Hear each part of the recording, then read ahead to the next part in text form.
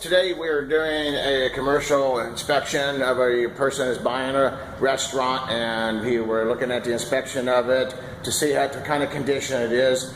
We're just basically going to work on show some of the electrical issues. There's a ton of electrical issues here happening, really bad. But you know, I'm going to show you some of the stuff that's real quick and easy. But like, my outlet is not even flush. Okay, this is out here for the public, you know, to have access to. We have, let's move over here. I'm just going to highlight some of the areas. Look here.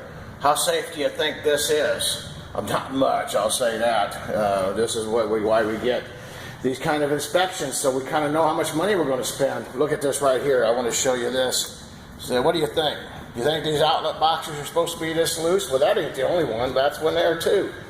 So these are some pretty good issues that are happening that is going to cost some money. We got, of course, some damaged walls and things, and we'll probably do some other videos on this. Here is our oven hood, and only half of it's working, so that's not good.